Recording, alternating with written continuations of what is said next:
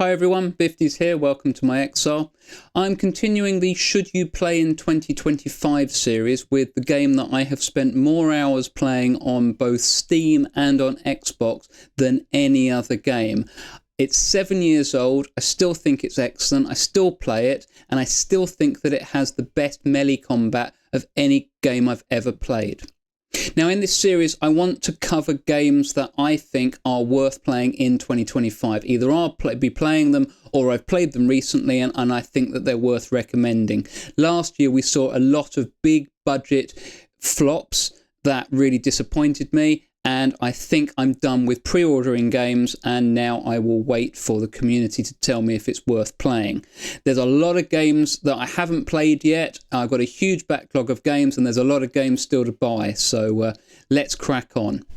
Vermintide 2 is maybe the best Warhammer game. In my opinion, it certainly is. It's a fantastic melee and ranged combat game, first-person view, and I think that it is definitely worth checking out in 2025 if you haven't played it yet. Now, it's a strange game because you're actually forming a party of 4 out of the 5 possible heroes available to you. If you're not in a party with other people, then the bots or the computer will control the other 3 characters. But what I like about it is that they will actually use your other characters. So if you haven't played that character, it won't have great weapons. If you've played a lot of that characters, then it will have the exact setup that you've given it.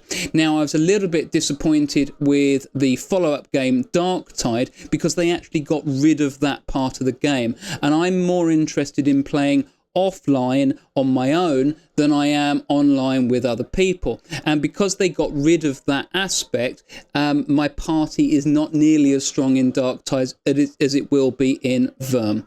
Or Verm is what I call it. Now, it's been around for 7 years, but I think it's still doing really well. And because they didn't exactly create a sequel in Darktide, they are still fully supporting this. They recently introduced versus mode, so you can actually play the monsters and you'll go up against the heroes. There's a few other types of gameplay that you can choose. But generally you're going to be running through levels and you're going to be using your party in order to kill them. Now, it is a very difficult game. The gameplay I would describe as a blocking game. It seems a bit strange to say it like that, but while you're moving around, if there are any monsters close to you, you should always be blocking because it's quite unforgiving when you get hit.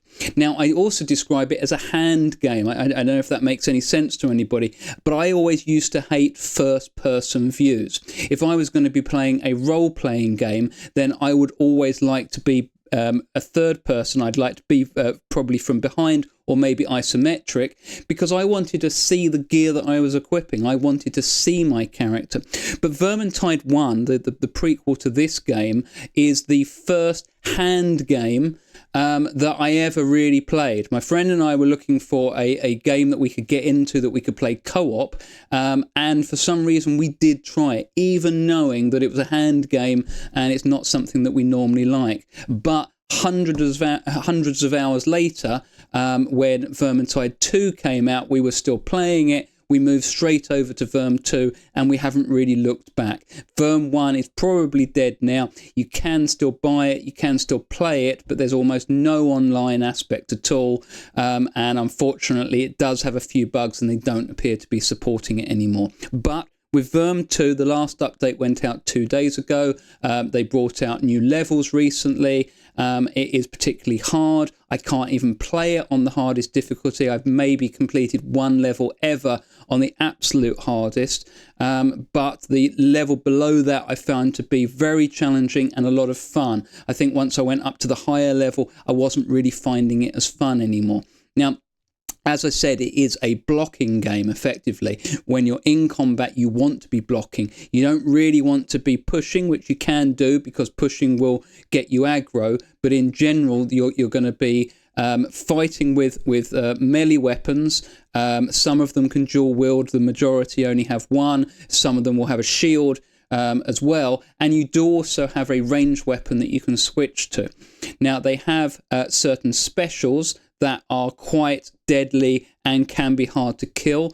I would say that in general you're using your ranged weapons in order to get rid of them. Some characters are more suited for that than others, and then for clearing the general horde you'll then be using predominantly your melee weapons.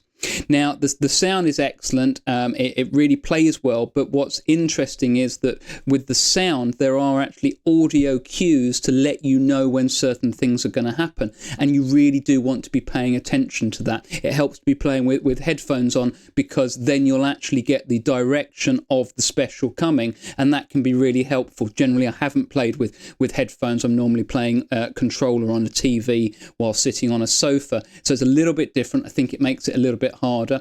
Some people I know that are playing mouse and keyboard even change the view and lower the graphics so that they're even more responsive. But I like a difficult game, and this is a really, really difficult game. I think it's the first game where my friend and we started it on normal. We may have even started on hard, as we would normally do. We then had to go back to normal because we were so bad at it and needed to really learn the mechanics. We may have even had to go back to easy for a time just to actually learn how to play the game.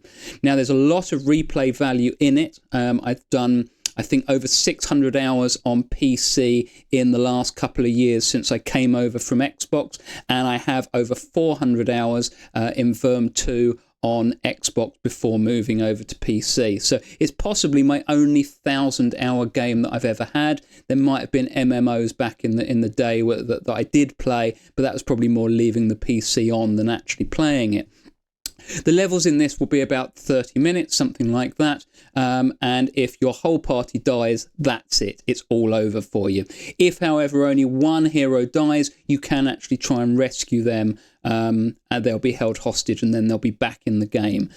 Really, really great game. Plays incredibly well. It's surprising when the screen is completely full of rat men, the vermin, that even though it's almost overwhelming and you can't see what you're doing, you do know what you're doing, and you know that it's working, and it's incredibly satisfying. I'm a big fan of Sienna. She's my main character, and I really like using the mace with her.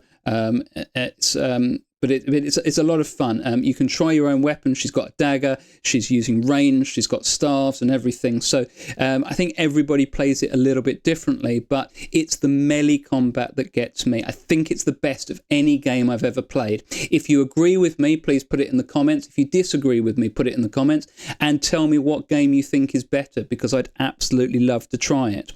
Now, there's a lot of things that I'd like to tell you about this, but I don't want to go on for too long. But it is on sale at the moment. I know that the Steam sale is on, but there's been sales before. It's available for about, it's under £4. It's probably about $5 US, and you get a lot for that. Like I said, the amount of time that I've put into this game, I think that you're going to get a lot from it. So I would strongly recommend giving it a go. It's maybe my favourite game ever. I don't know if that's a bit too much to say. I've had some favourites over the years, but this is one that's always going to stick out for me. And because I love it so much, I think it's why I was so disappointed in Darktide for not keeping the key mechanic that I really like. But that's their decision. I think they chose to go a different way. Darktide is far more of a ranged game with some melee. This is a melee game with some ranged. But anyway, I hope that this has helped. I just wanted to give it its recommendation. I have tried it on Steam Deck. It is not officially supported, but if you go to the experimental loader that removes the launcher, then it does seem to work absolutely fine. You need to make sure that you keep an internet connection because it's an always online game. But even though it says it doesn't run on Steam Deck, I've had it running and it's fine. Obviously, the graphics aren't as good on that. I think it kind of deserves to be played on PC. And like I said, some people do turn the graphics down in order to make it more responsive. I kind of accept that it's less responsive. That's probably one of the reasons that I can't handle it on the highest level. But I want it to look good. I think it looks absolutely fantastic. It runs brilliantly. I'm still blown away by it. And like I said, it's 7 years old now. It just had its 7-year anniversary. It's still supported. They're still bringing out new game modes, and they're still adding new levels. So a big, big, big recommendation from me. I absolutely love it. I'd love to hear what you all think. So please do put it in the comments if you do give it a go.